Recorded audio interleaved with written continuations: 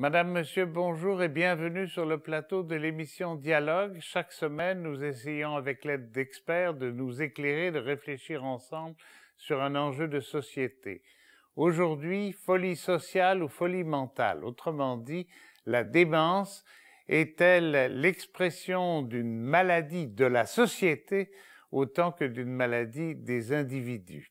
Avec l'aide d'experts, Henri Dorville, professeur au département de travail social de l'UQAM, mais d'abord avec un invité dont vous découvrirez la richesse exceptionnelle en première partie. Professeur au département de sociologie de l'UQAM et chercheur, Marcelo Otero a finalement accepté notre invitation. Il s'est particulièrement passionné pour la place et l'importance de la maladie mentale dans le Québec d'aujourd'hui. Pourquoi tant de gens souffrent de dépression et de névrose? Pourquoi tant de gens sombrent-ils dans ce qu'on appelle la folie et la violence du passage à l'acte? Il faut comprendre ici que le sociologue réclame sa place et son rôle face au psychiatre clinicien.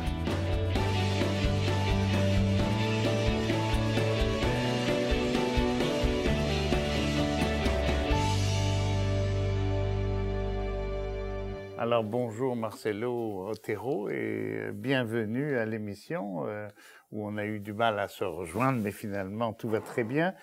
Je vais vous poser une question un peu brutale, mais qui est en lien direct avec le thème de notre émission, fou social ou fou mental. Qu'est-ce qu'un sociologue vient faire dans cette galère? En fait, si on regarde la tradition même de la sociologie, les livres presque fondateur d'une certaine sociologie, de Durkheim, c'est le suicide. Donc les problèmes de santé mentale sont très attirants pour la sociologie. Et surtout, on croit à tort que les problèmes de santé mentale doivent relever seulement soit de la psychiatrie, soit de la psychologie. Or, il n'y a pas de fous, de même qu'il n'y a pas d'individus sans société. Durkheim avait justement essayé de comprendre la conduite la plus individuelle qui soit, la plus intime qui soit, c'est donner la mort de manière sociale.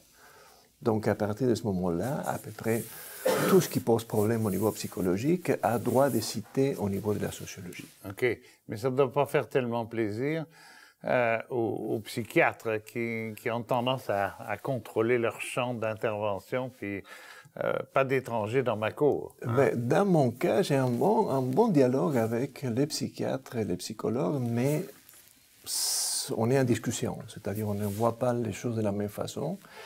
Et on doit forcément considérer la psychiatrie et la sociologie comme deux systèmes ouverts qui ont des choses à apporter. Et si on ne s'ouvre pas l'un sur l'autre, on rate l'essentiel. C'est-à-dire on rate cette idée-là de qu'est-ce que c'est, ce qu'eux, ils appellent la maladie mentale. Et du côté de la sociologie, on appelle la folie de manière plus classique, ou l'univers des problèmes de santé mentale. Quand on regarde, on en reparlera tout à l'heure, l'histoire de la folie à l'âge classique de Michel Foucault, on s'aperçoit grosso modo que la première prise en charge de ces anormaux était le fait de la police, on peut dire, était le fait de la religion, qui à l'époque avait aussi un statut de contrôle des mœurs, et puis petit à petit c'est passé au monde médical, c'est-à-dire qu'on a transformé ces délinquants irrationnels en malades. Qu'est-ce qui s'est passé? En fait, Foucault a une belle formule. Il dit, au moment où on commence à interner les fous, à les mettre dans un endroit fermé, la folie forme texte avec les problèmes de la cité.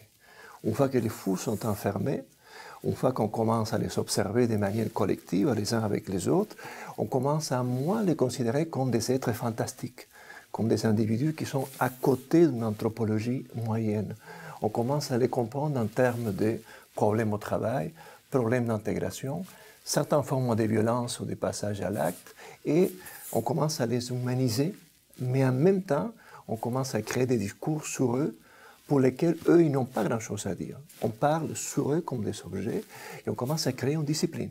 La psychiatrie, la psychologie, plus tard la sociologie, mais on commence à perdre un petit peu cette idée fantastique. Les fous deviennent n'est pas fantastique, n'est plus fantastique. Il faut qu'on formule, il dit, la psychiatrie, c'est le monologue, en quelque sorte, de la raison sur la folie.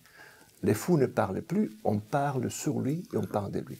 C'est notre époque qui commence. C'est un objet, c'est pas un sujet. C'est un objet. C'est ça.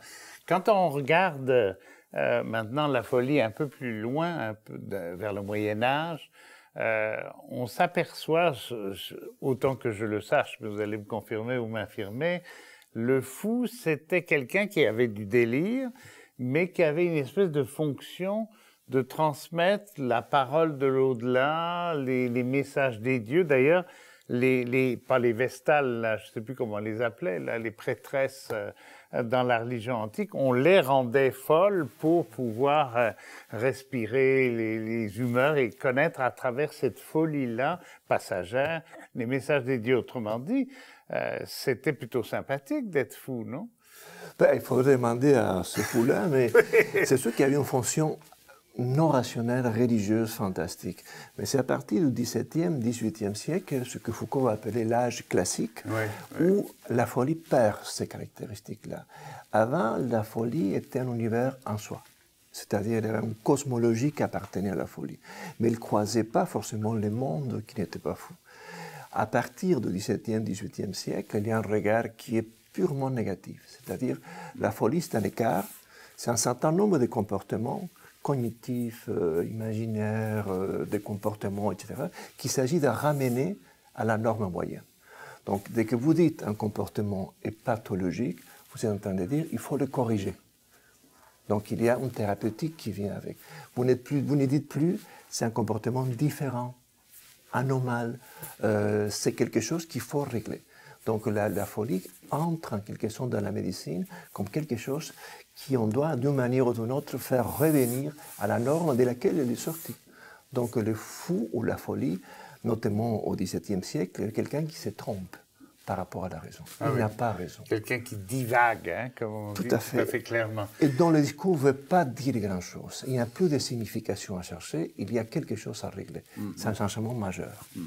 Alors, est-ce que je peux dire que vous représentez la troisième vague? La première vague, on en parlait dans l'Antiquité, l'ivresse poétique et devineresse. Et puis la deuxième partie, la domestication de la folie, classifiée comme maladie. Et puis vous arrivez là-dessus, puis vous dites, il y a des conditions sociales, bas revenus, hérédité, famille pas accueillante, non-inclusion sociale, enfin, que sais-je. Et tout ça, ça peut rendre fou. Donc, c'est pas dans le cerveau que ça se passe. En fait, le cerveau, c'est un organe, comme le corps, c'est une enveloppe biologique qui a beaucoup d'importance. Mais il n'y a pas de cerveau dans un bocal, il n'y a pas d'individu sans société, il n'y a pas d'individu sans corps. Si on essaie de penser ces dimensions-là de manière séparée, on n'arrive pas à comprendre quoi que ce soit. Donc les cerveaux, oui, à partir des années, fin des années 80, notamment 90, il y a les disciplines, tout ce qu'on appelle les neurosciences se développent de manière très forte. Ça donne beaucoup de vigueur à la psychiatrie scientifique, à la neuropsychologie aussi. On commence à avoir un discours extrêmement fort sur le cerveau. On dit presque que le cerveau, c'est le moi. Même le psychisme disparaît comme une consistance sur laquelle il faut se pencher et trouver une signification. Le cerveau explique tout. Moi, c'est mon cerveau. Et ça, c'est un discours qui est extrêmement positiviste d'un côté, mais qui arrache les individus de leur contexte. Et si vous regardez les origines de la psychiatrie occidentale, les psychiatres qui s'est formés, qu'on appelait les aliénistes autrefois, s'est formés sur les planchers des asiles, où on voyait un certain nombre de personnages très différents. Si on prend le cas du Québec, tout simplement, vous regardez qu'il y a Saint-Jean-des-Dieux, c'est-à-dire ce qui va être l'UH-La-Fontaine après, vous avez 5-6 000 résidents, et vous avez des gens qui, oui, il y a des problèmes de santé mentale, mais vous avez des gens qui sont des vagabonds, des gens qui sont des nains, vous avez des épileptiques, vous avez des gens qui n'ont nulle part où aller. C'est la poubelle, quoi, finalement. C'est un peu ce que la société, d'une manière ou d'une autre, n'arrive pas à inclure, à prendre en charge. Quand on appelle de manière polie l'institutionnalisation des fous, c'est une manière de dire la société ne prend pas en charge un certain nombre de problèmes, et pas seulement des personnes, parce que ces personnes-là sont le résultat des problèmes très complexes qui n'ont nulle part où aller. Ils vont se retrouver dans des institutions de manière analogue à la manière dont un malade se trouve dans un hôpital. Or, ce n'est pas la même chose. Ce n'est pas des gens qui ont des maladies ponctuelles, c'est des gens qui ont un certain nombre de problèmes dont la maladie mentale au sens strict ne fait que, c'est une petite partie, parfois pour un noyau très très minime de toute cette population-là, très complexe, très hétérogène et très diversifiée. Vous avez des gens qui délirent, par exemple. Mais je vous donne un chiffre qui peut vous donner une idée. Au Québec, on a un instrument juridique qu'on appelle la garde provisoire, par laquelle quelqu'un peut demander à faire passer quelqu'un un examen psychiatrique sans son consentement. C'est un peu ce qui va nous donner un petit peu les noyaux durs des gens qu'on dit ces gens-là sont fous, en quelque sorte. Quand vous regardez, vous prenez une année à Montréal et vous regardez les dossiers de tous ces gens-là, vous n'avez que 12% de ces gens-là où il y a un délire fort, structuré, qui est le principal problème. Quand vous regardez les dossiers des autres personnes, vous avez des problèmes de toutes sortes. Vous avez la pauvreté, vous avez des problèmes relationnels, vous avez des trajectoires très compliquées de vie. Donc la folie, parfois, c'est une métaphore pour dire, voilà, cette personne-là a un paquet de problèmes très complexes, très hétérogènes, et on ne sait plus quoi faire. Et personne ne veut rien savoir de cette personne-là. Alors l'asile était très confortable pour dire, tout ça, on le met à l'asile. Une fois que l'asile ou la désinstitutionnalisation commence dans les années 60, on ouvre la porte de ces institutions, pas seulement au Québec, mais partout en Occident. Ce qui arrive, c'est qu'on se rend compte que ce qu'on enfermait, ce n'était pas simplement des fous. On enfermait tous les problèmes de la cité. Oui, des alcooliques, des instables. Des itinérants, oui. des filles mères qu'on appelait à l'époque, Oui, bon, des gens qui étaient morphologiquement, qui avaient des problèmes morphologiques, tous les gens, des handicapés, toute une série des populations très complexes. Autrement dit, on ne peut pas dire que le fou existe. Le fou, en tant que personne qui a des problèmes de santé mentale, c'est une population empiriquement très complexe. Si j'ose dire, c'est une façon de parler, c'est une façon de nommer et qui fait bien dans le portrait, mais qui est... Bon, si je prends maintenant les 88% de gens qui ne sont pas des délirants ou des... Bon, et si je réglais un démiurge quelque part, ou une masse de travailleurs sociaux et d'intervenants régler leurs problèmes de logement, leur trouver un travail, leur donner, les incluait dans la vie culturelle, les valorisait sur le plan de leur personnalité, même si celle-ci est fragile. Est-ce que ça réglerait le cas? Malheureusement, non. C'est pour ça que c'est un objet qui est fantastique, c'est-à-dire qui est très complexe, qui est fascinant. Pourquoi? Parce que d'abord, dans toutes les sociétés, et ça, toute la sociologie nous l'a appris, vous avez des problèmes sociaux. Vous avez des écarts, vous avez des déviances, vous avez c'est un peu ma spécialité, c'est des problèmes sociaux complexes. Aujourd'hui, il n'y a presque pas de problème social où vous n'avez pas une dimension santé mentale. Il n'y a aucun problème que vous pouvez imaginer aujourd'hui où vous n'allez pas trouver une dimension qui pose problème au niveau de la santé mentale. Toute société, peu importe laquelle, pensez aux sociétés nordiques qui ont des systèmes de santé sociaux très très avancés, vous aurez toujours un pourcentage des problèmes de consommation, des problèmes de déviance, des problèmes de délinquance. Et ce n'est pas une mauvaise chose, au sens où ce type d'écarts-là, des conduites marginales, etc., nous montre qu'il est possible de vivre autrement. Donc, il y a une fonction pédagogique qu'on a cachée sous les médicaments, sous les diagnostics, etc., mais qui, en quelque sorte, nous dit quelque chose. Je vous donne un exemple très, très, très simple. Au Québec, le quatrième, entre les troisième motif de consultation et le quatrième, c'est l'anxiété et la dépression. Donc, vous avez l'hypertension, le diabète, l'anxiété et la dépression qui s'échangent les troisième et quatrième postes selon les années. Or, quand vous posez la question à ce type de problème-là, pourquoi ils sont là? Pourquoi il y a tellement et au Canada c'est la même chose, pourquoi il y a tellement de gens qui sont anxieux et déprimés, et quand vous faites des entrevues avec ces gens-là, quand vous essayez de comprendre les problèmes au-delà d'un certain nombre de symptômes, qui essaient en quelque sorte de faire les dessins d'une maladie, ce que vous trouvez, c'est des formes de vie.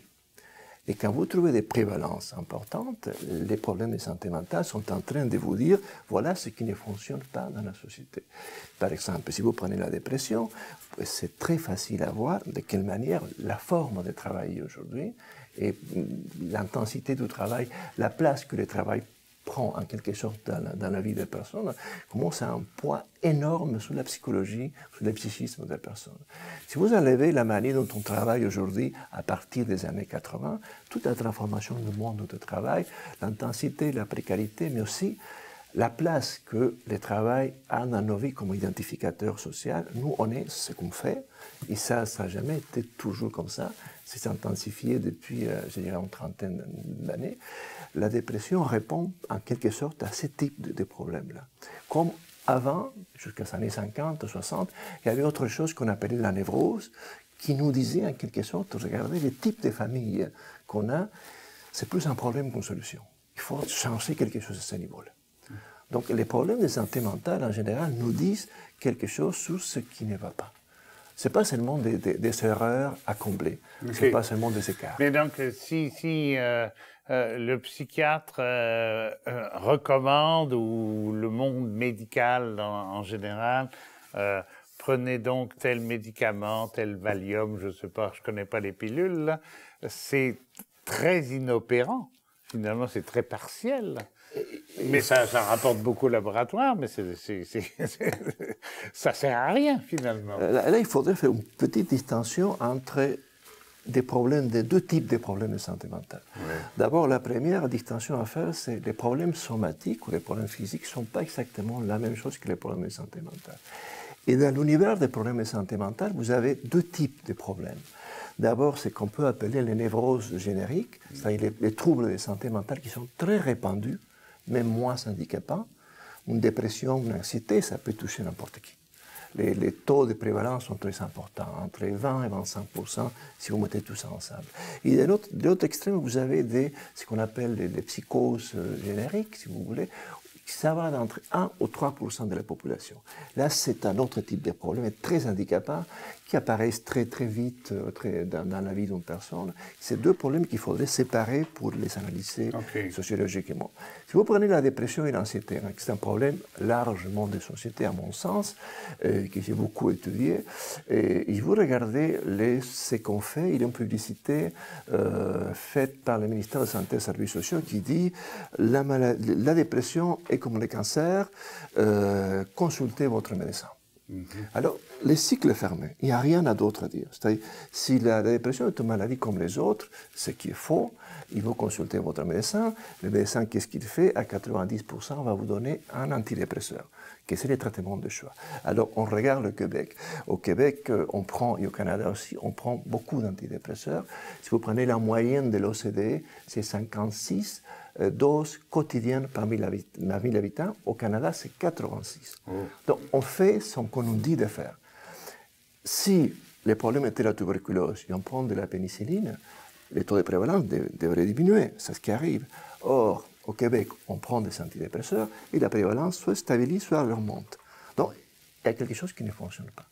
Pourquoi? Parce que la dépression, ce n'est pas seulement un ensemble de symptômes. La dépression est un problème de santé mentale. Merci beaucoup. On va vous retrouver tout à l'heure. Il faudrait une émission de 3 heures, hein, mais je pense que là, vous avez vraiment dressé un premier portrait. On va tous les deux écouter, aller à la rencontre de l'autre invité. Ne bougez pas. Henri Dorville va se rapprocher de nous pour la deuxième partie de l'émission. Bonjour, professeur Dorville. Bonjour. Henri Dorville enseigne la déviance sociale à l'UQAM. Il y est professeur et chercheur au département de travail social, ce qui n'est pas innocent. Il est à la fois anthropologue et sociologue, mais surtout intervenant social. ce qui donne à ses recherches et réflexions une originalité et une qualité, celle de l'ouverture, de l'appel à la tolérance et de l'inclusion sociale.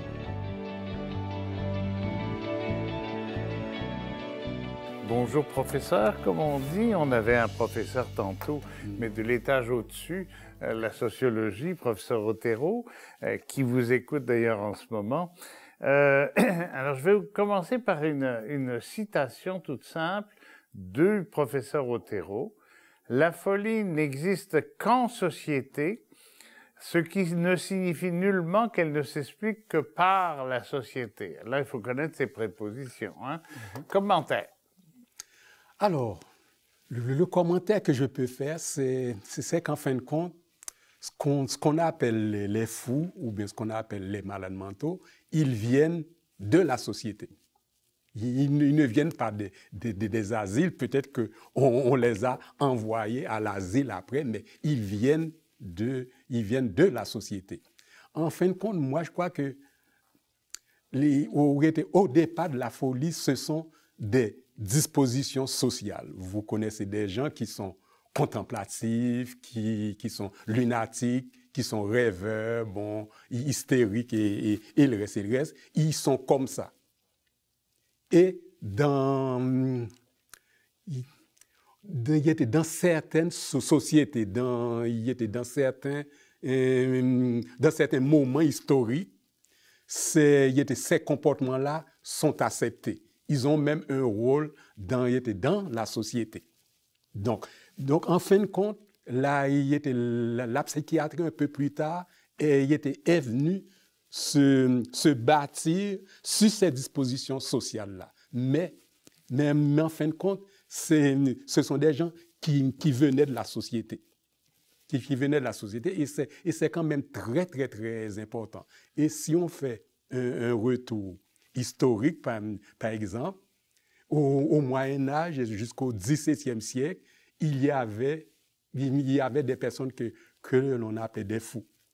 Et ces gens-là, ils avaient un certain rôle dans la société, et à certains égards, ils étaient acceptés. C'était des gens qui étaient des rêveurs aussi, des contemplatifs. Et quand la révolution industrielle est arrivée, tout d'un coup, il n'y avait plus de place pour eux. Il n'y avait plus de place parce qu'ils ne voulaient pas rentrer dans les moules, dans ce nouveau dispositif-là. Parce que c'était quand même des siècles et des siècles où on valorisait les rêveries, on valorisait la prière, la contemplation, et tout d'un coup, il fallait avoir une nouvelle gestion rationnelle du temps, le profit, l'argent et le reste. Donc, toutes ces personnes-là qui se comportaient de cette manière-là ont été chassées du circuit social. Et vous savez, les normes en général sont totalitaires, donc il fallait faire disparaître du tissu social ce genre d'individus. Donc, toutes ces personnes-là qui ne pouvaient pas s'insérer dans le circuit productif tel qu'il était, tel qu'il est actuellement. Donc, ce sont ces gens-là, ils ont été bannis. OK. D'ailleurs, quand on pense à des réjouissances comme on enregistre en ce moment en plein carême, prions pour nous-mêmes, il y avait des carnavals, il y avait des exutoires, il y avait des journées où les choses étaient plus permises, plus tolérées, et puis on refermait.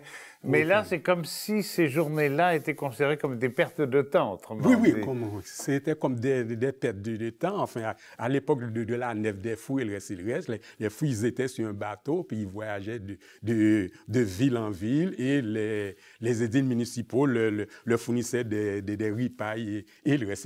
Il faut dire qu'il y a certaines municipalités qui étaient très, très, très, très contentes qu'elles s'en aillent, leur donner des victuailles pour qu'ils aillent ailleurs, mais quand même, il y avait une très grande tolérance vis-à-vis de cette forme de vie. C'est ça. Là, c'est la rationalité, l'organisation, l'industrialisation plus tard. Oui. C'est autrement dit, on a fait comme le ménage, en quelque sorte. Oui. C'est ça que je comprends. Autrement dit, on ne peut pas penser actuellement dans les entreprises, celui qui a un brin de folie, on va dire qu'il est créatif et qui peut être très rentable. On va le laisser aller dans son, entre guillemets, délire. Tandis que là, non, on n'en était pas là. Il fallait vraiment discipliner. C'est ça que ça veut dire. Et ça date de l'âge classique dont parlait M. Otero tout à l'heure, c'est-à-dire Louis XIV, la mise en ordre de la société pour qu'elle puisse se développer. Est-ce que c'était de bonne foi que ces dominants-là faisaient ce ménage-là ou... Mais en tout cas, il dirait qu'il y avait comme une entente entre la royauté, c'était des industriels naissants et le reste. Donc, il y avait une nouvelle logique, il y avait une nouvelle éthique qu'il fallait installer dans la société. Et ces personnes-là, ils n'avaient plus leur place. On les appelait les improductifs, les immatures, les impropres, les impurs, les indisciplinés et le reste. Donc, il y avait tout ce bon monde-là qui avait une certaine parenté sémiologique entre eux, là. Il fallait les évacuer et laisser toute la place au capitalisme naissant.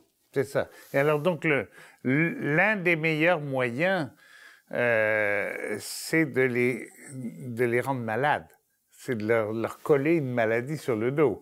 Oui. Est-ce que c'est ça, la naissance de la maladie mentale? Est-ce qu'on peut dire ça? Oui, parce qu'à cette époque-là, tout d'un coup, il est apparu une science et qui s'est mis à psychiatriser les conduites et qui a comme...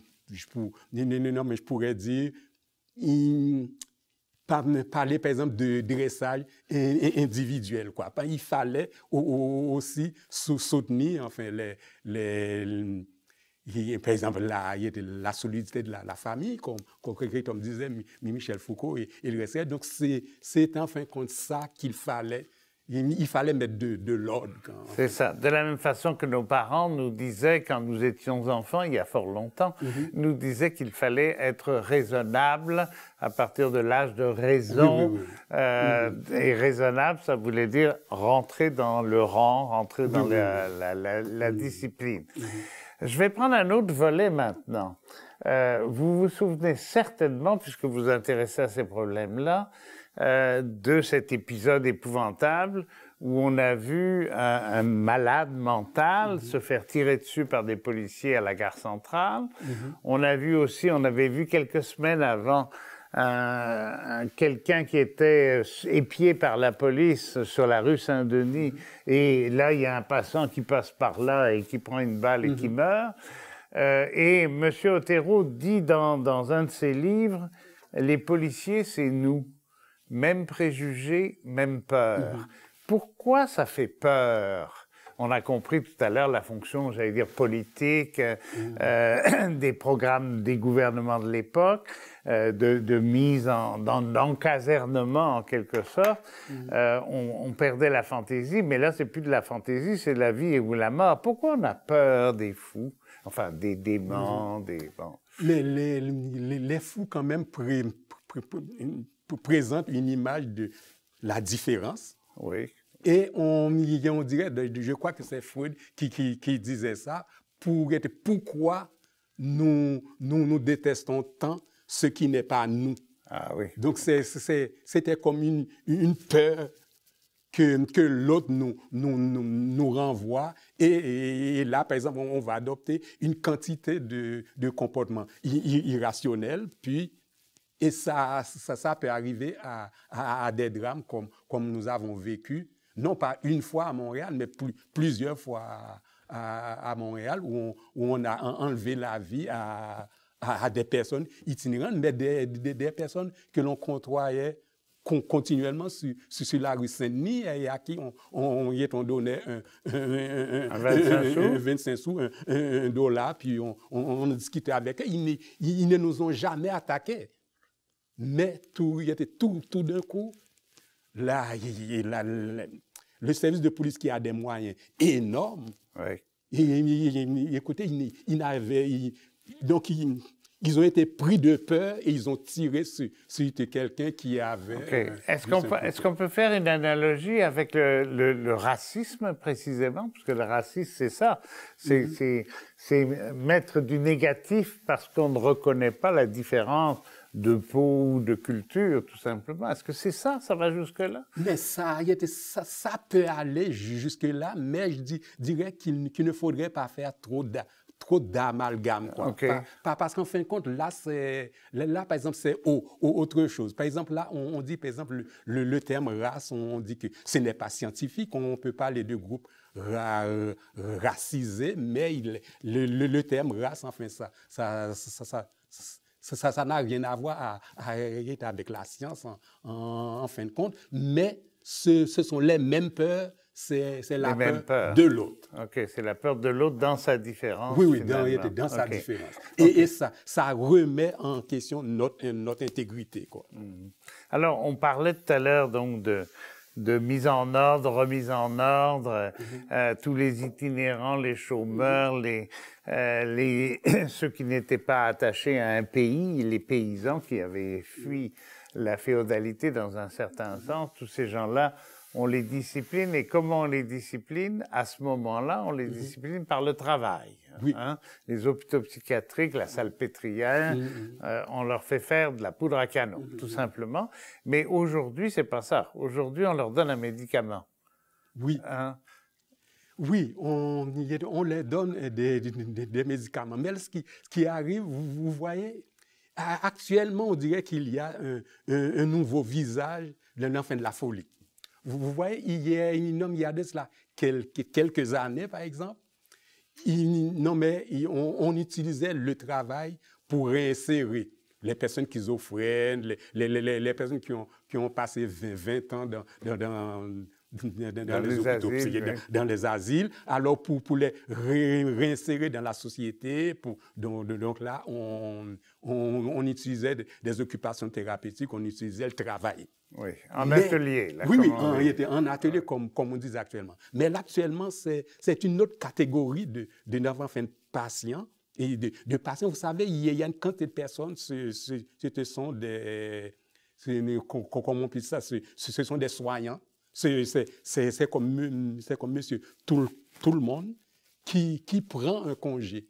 Qui prend un congé de maladie à cause du stress du travail, à cause des techniques de management et le reste. Donc, ce stress-là rend les gens malades. Donc, ils prennent un congé, ils s'en vont. Vous voyez, donc c'est le milieu de travail qui rend ces gens, mais sont les travailleurs ceux qui produisent du PIB, là, ce sont eux qui sont les nouveaux malades. OK. Alors qu'autrefois, le travail était utilisé et l'occupation thérapeutique. OK. Alors, de la même façon, quand on parlait de ça, de désinstitutionnalisation, avec Otero tout à l'heure, on donnait aux gens ce qu'on appelait une camisole chimique. Là, on donne une camisole chimique aux gens. Pourquoi? Pour qu'ils retournent au travail et soient bien dociles, quoi. Oui, pour qu'ils soient bien dociles, parce qu'on savait que la majorité des congés de travail actuellement, ce ne sont plus des maux de dos. Ce sont actuellement les troubles mentaux courants, comme l'épuisement professionnel, les troubles anxieux, la réaction dépressive. Donc ça doit nous dire quelque chose. Ça doit nous dire quelque chose. Il y a quelque chose qui ne marche pas dans le monde du travail.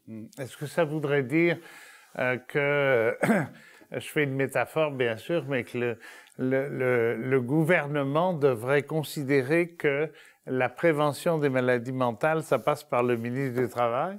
Ben, presque, parce que vous savez, ça coûte très cher aux entreprises privées. Par exemple, Bell Canada, ça leur coûte énormément d'argent. Ils ont investi 5 millions de dollars pour combattre la stigmatisation, parce que quand les employés ils reviennent au boulot, ils sont après le congé de maladie, ils sont regardés de haut par leurs collègues. Et vous savez, on ne fait plus confiance à leur jugement, même si ces personnes-là, ils étaient employés de l'année précédente. C'est les nouveaux lépreux, mais quoi. oui, et ils ont fait une réaction dépressive et là, ils ne sont plus bons à rien.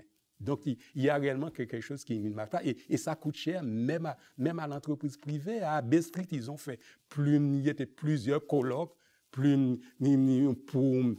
pour étudier le stress dans le milieu de travail et rendre en même temps les employés plus performants. Mais ils ont un grave problème sur les bras actuellement. Est-ce que c'est le travail lui-même ou les conditions dans lesquelles il se fait? Par exemple, est-ce que l'anxiété, est-ce qu'on sait que ça augmente en fonction de la précarité, par exemple? Les gens qui ont peur de l'avenir, ils savent pas s'ils vont pas être foutus à la porte demain matin, ils angoissent pour leur retraite ou pour leurs enfants. Est-ce que c'est ça? Est-ce que l'anxiété est liée à la précarité du travail, par exemple? Moi, je sais qu'elle est liée aux conditions de travail. Mais quand même, vous savez très bien que quand on travaille dans un milieu précaire, dans un milieu où il n'y a pas d'avenir, et qu'on vit dans une société où l'estime de soi est valorisée et qu'on ne peut pas se réaliser, donc là, j'estime que ça peut avoir des effets sur notre santé mentale. Bien sûr. Alors, vous disiez tout à l'heure, ça coûte cher à l'entreprise privée elle-même. Est-ce qu'ils se rendent compte de ça?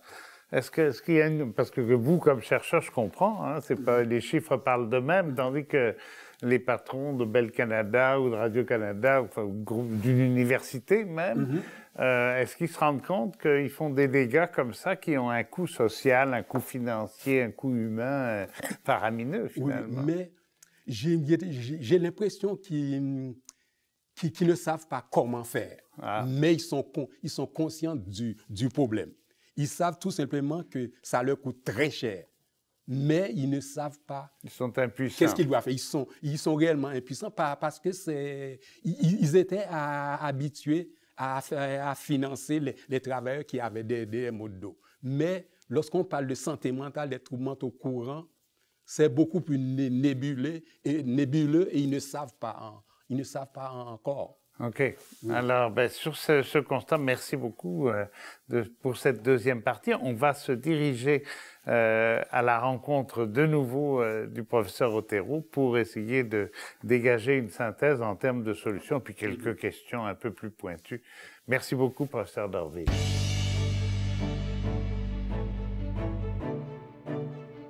Pour nous soumettre vos commentaires et suggestions, n'hésitez pas à nous écrire à l'adresse indiquée à l'écran. Visitez aussi notre site Internet ou notre page Facebook pour des suggestions de lecture en lien avec le sujet de l'émission et pour des séquences vidéo inédites.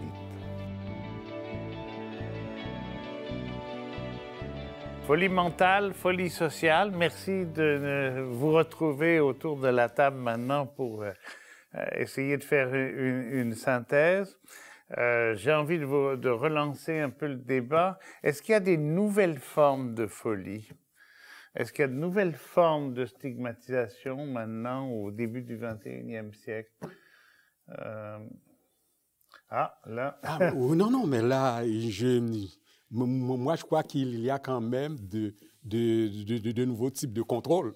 Par exemple, là, si autrefois c'était l'asile, où l'on enferme les gens et le reste. Actuellement, depuis un quart de siècle et même presque un demi-siècle, on parle de désinstitutionnalisation, mais il n'y a pas de désinstitutionnalisation à toute fin pratique.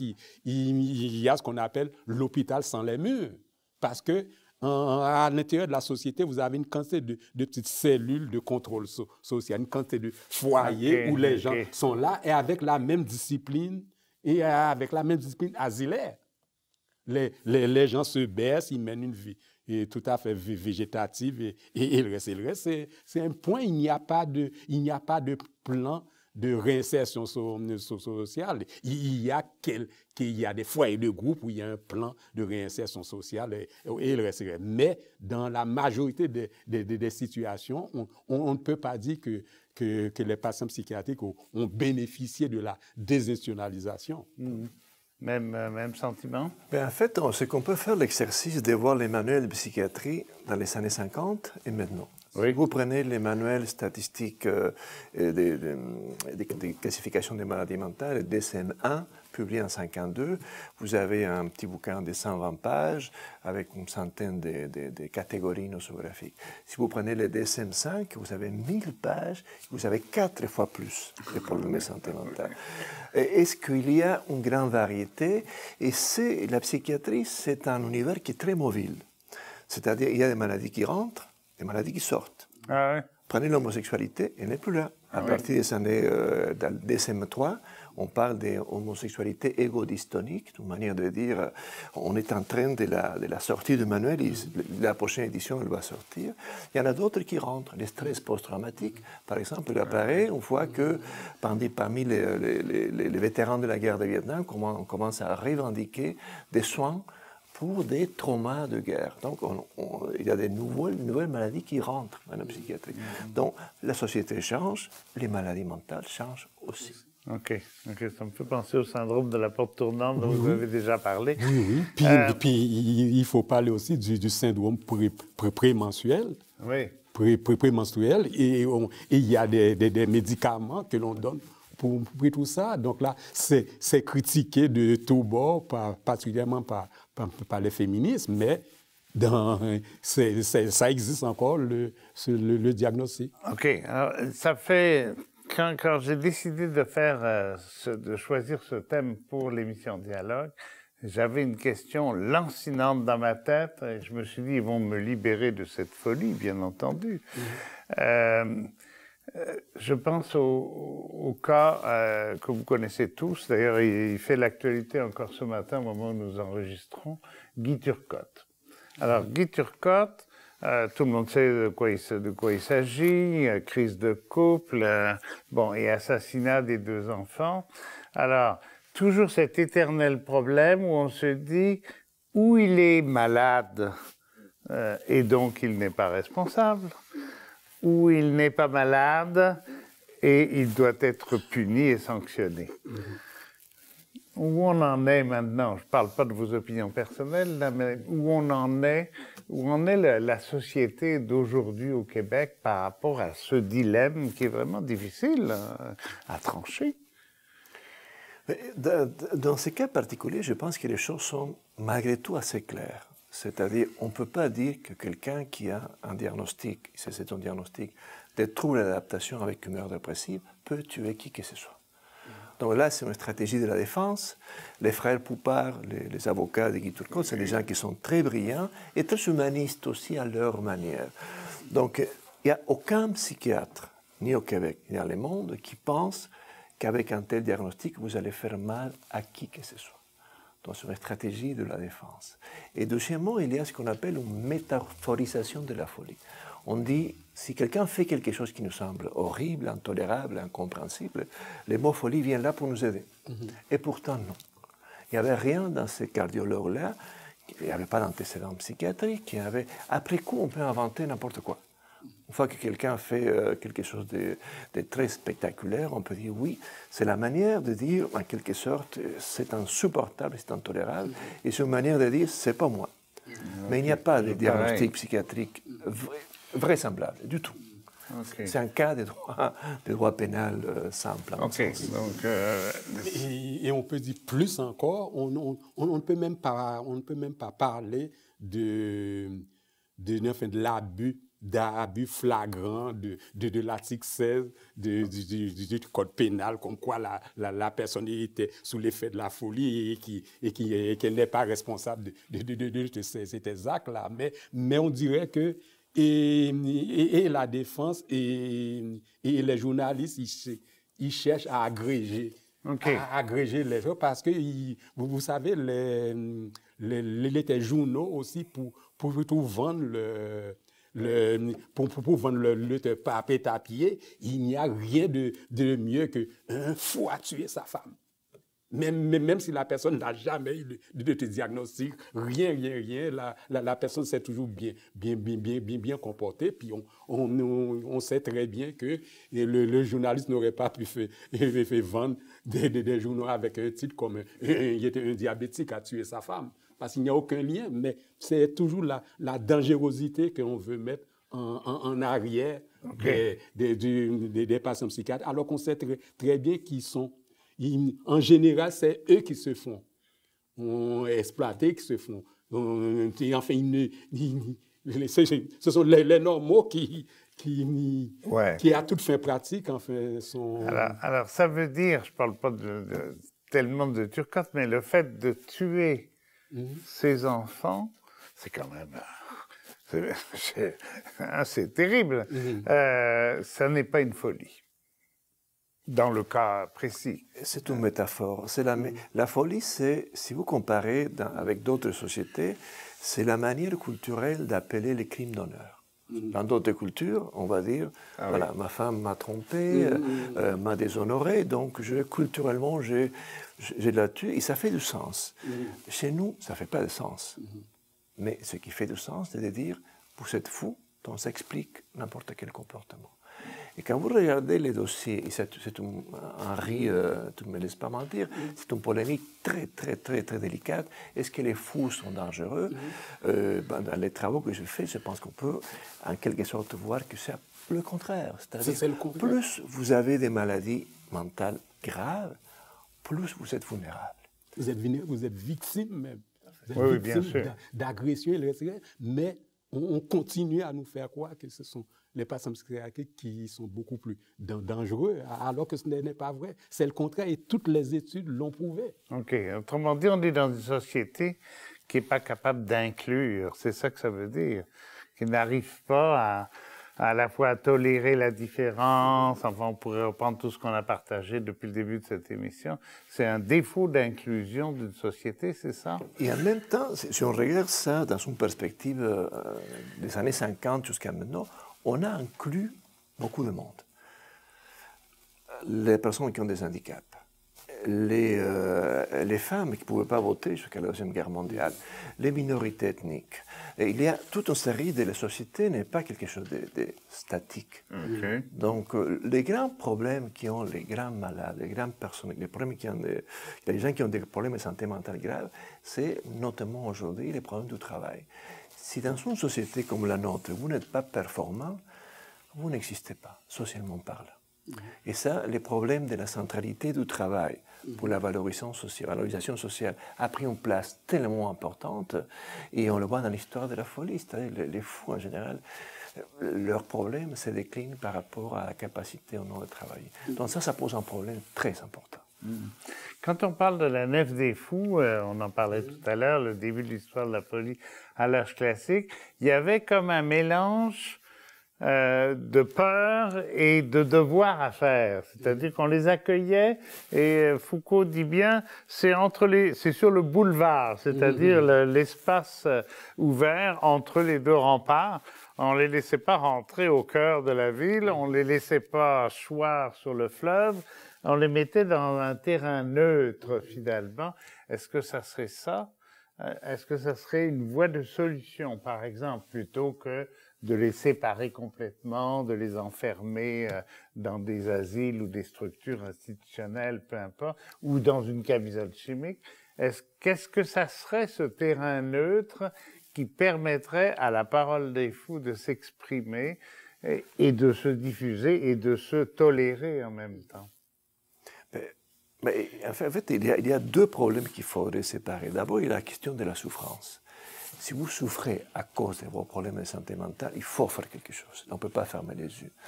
D'un autre côté, aujourd'hui, il y a un certain nombre de souffrances et de dysfonctionnements, pas tous, qui sont de plus en plus tolérés. Par exemple, j'ai une fille de 11 ans qui va à l'école, et elle sait, parce que dans son école, dans sa classe, il y a beaucoup de mixité, et qu'est-ce que c'est un syndrome de la Tourette, qu'est-ce que c'est l'hyperactivité, qu'est-ce que c'est... Bon, donc il a déjà une certaine éducation et une certaine tolérance qui va avec. Je ne suis pas à l'aise avec les étiquettes, c'est-à-dire la Tourette, ça c'est un autre problème. Mais au moins, avec un comportement différent, c'est-à-dire les enfants sont de plus en plus préparés à une tolérance un peu plus grande que les gens de notre âge. Puis, ce qu'on peut dire aussi, le couloir qu'on essaie de te laisser au fou, mais on dirait aussi que la société a peur de cet débordement. Donc, vous voyez, donc à chaque fois qu'il essaie de te libérer, mais il renforce les balises en même temps. Et la presse, je dirais, est complice de cette manière de faire là, savoir que c'est il n'est pas comme nous. Il n'est pas comme nous, il faut faire attention. Et pourtant, je rebondis là-dessus, on dit je suis fou de joie. C'est très positif. J'ai eu une petite folie. Bon, ça va me donner... ma carte de crédit a été un peu elle-même écornée, mais bon, autrement dit, tout le monde sait que le bon sens doit intégrer l'insensé, oui, finalement. Est-ce que vous êtes d'accord avec ça? On ne peut pas vivre sans folie. OK? C'est ça que ça veut dire? Oui, oui. OK. Donc, qu'est-ce qu'on attend pour intégrer cette folie-là et la rendre positive? Quand on démarrait commençait les poètes surréalistes, c'était vraiment une folie épouvantable. Quand Picasso a commencé à mettre la tête et les oreilles en révolution, quand il a dit « j'ai mis longtemps à devenir jeune », on a réussi à l'intégrer aussi. Sauf que je vais citer Michel Foucault pour l'occasion. Foucault disait « la folie, celle qu'on enferme, c'est l'absence d'œuvre ». Ce n'est pas toutes les folies qui vont aboutir à quelque chose d'agréable, de réjouissant, de satisfaisant. Il y a beaucoup de souffrance dans la folie, il y a beaucoup de dysfonctionnements par rapport à ce que la société attend de nous, et on souffre de ça aussi. Donc c'est pour ça que je disais tout à l'heure, il faut séparer un petit peu la souffrance, parce qu'il y a des gens qui ont besoin d'aide de plusieurs manières, et d'un autre côté, la métaphorisation de la folie. Les génies, le débordement, la déviance au sens de la création, qui c'est absolument indispensable. Les poètes, les artistes, ils ne sont pas des gens conformistes. Si vous avez une société qui est seulement travaillée par des conformistes, c'est ennuyeux. C'est même pire que ça, j'ai l'impression que ça devient l'enfer, à la limite. Écoutez, j'ai envie également de parler pour terminer, sur la difficulté qu'on a à traiter, et en particulier, vous parliez de la douleur. Par expérience, dans mon entourage, il y a des gens qui sont dans des cliniques de la douleur. Et qu'est-ce que c'est les cliniques de la douleur? C'est pas de la chimie, c'est pas de la psycho en boîte, c'est pas de la dynamique de groupe. C'est simplement pousser les gens à écrire un récit collectif de ce qui se passe. Verbaliser, nommer les choses avec maladresse, mais ça n'a pas d'importance. Et ce traitement, comme on dit, traiter une information, est-ce que ça ne serait pas une voie de solution là aussi par rapport à la médecine traditionnelle qui était punitive et qui maintenant est curative, mais à travers des pilules et des choses comme ça? Est-ce que ça ne serait pas donner la parole à ceux qui finalement sont souvent interdits de parole, sauf dans la presse à sensation, par exemple? Mais moi, je crois que la prise de parole, c'est quand même le premier pas vers la guérison, si je peux m'exprimer ainsi, mais c'est le premier pas vers la citoyenneté aussi, parce que la personne se sent membre d'une société donnée, il s'exprime, donc moi il dit je vis dans cette société-là. Moi, je crois que ça lui donne un certain pouvoir sur lui, enfin sur son entourage. Moi, je crois réellement que c'est quand même le premier pas. Souvenez-vous qu'autrefois, il y a de cela une cinquantaine d'années, la parole du fou était nulle et non avenue.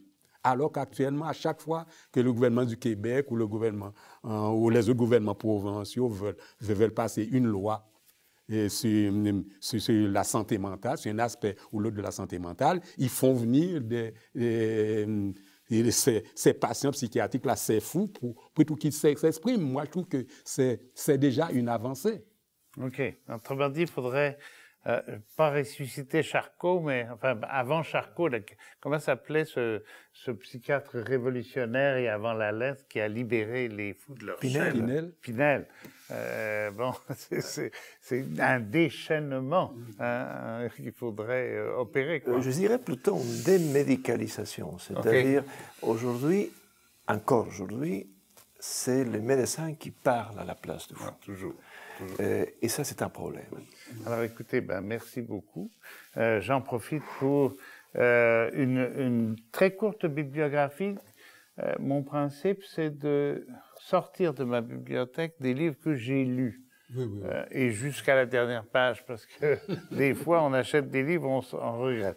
Sauf un que vous m'avez amené tout à l'heure, professeur Dorville, Henri Dorville, Laurie Kerouac, Gilles Dupuis, Les troubles mentaux au milieu de travail, on en a parlé, et dans les médias de masse, vous voulez dire le traitement médiatique, je suppose, aux presses de l'Université du Québec.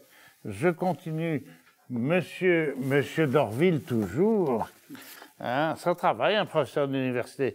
Histoire de la folie dans la communauté de l'Annonciation à Montréal, 1962-1987, donc 25 ans de traitement social, avec en particulier la Nef des Fous sur la couverture, dont on a parlé tout à l'heure. Monsieur Otero avait publié, il y a quelques temps maintenant, 3-4 ans je pense, L'ombre portée, l'individualité à l'épreuve de la dépression. Très intéressant, chez Boréal, très bon éditeur, malgré le mal que j'en ai dit tantôt en aparté. Et deuxième livre que vous venez de sortir, donc Les fous dans la cité, d'où l'émission d'aujourd'hui, Sociologie de la folie contemporaine, chez Boréal également. J'ai sorti ça parce que c'est un bouquin qui m'avait vraiment frappé, Idéologie et folie, Thomas Szasz, qui était, je pense qu'il est mort, qui était un psychiatre américain, new-yorkais, je pense. Idéologie et folie, on en a parlé, mais si ça vous intéresse de penser, de réfléchir là-dessus, évidemment, un grand classique, on en a parlé plusieurs fois l'un et l'autre, Michel Foucault, Histoire de la folie à l'âge classique. Ce que je trouve très intéressant en plus, c'est que c'est superbement écrit. Alors ça, moi, ça me parle beaucoup. Histoire de la folie, c'est dans une édition de poche courante chez Gallimard. Et puis, le dernier en date, qui est un type que j'aime maintenant citer parce que je trouve qu'il féconde beaucoup le débat social, Bernard Stiegler, Aimer, s'aimer, nous aimer, du 11 septembre au 21 avril. Et il parle notamment, lui, de ces fous que sont les terroristes, les fous de Dieu, les radicaux, comme on dit, aux éditions Galilée. Alors, à tous ceux et celles qui nous ont écoutés pendant l'heure qui vient de se passer sur le thème de la folie dans la société, merci de votre confiance, merci de nous avoir accompagnés. On a essayé de faire le maximum pour nous faire réfléchir ensemble sur un enjeu de culture et de société. Merci à vous deux aussi pour votre apport important et éminent que j'ai signalé dans la bibliographie, mais aussi dans les propos qu'on a partagés ensemble. Je vous donne rendez-vous sur le canal de l'émission, enfin, si l'on peut dire, sur la toile, le site de l'émission Dialogue au canal Savoir. Vous tapez ça sur Internet et ça sort très facilement, même moi j'y arrive. Et le site du canal communautaire et la page Facebook, parce que nous allons prolonger ce dialogue pendant 10 minutes complémentaires à votre intention. Merci beaucoup et à la semaine prochaine pour un nouvel enjeu de société.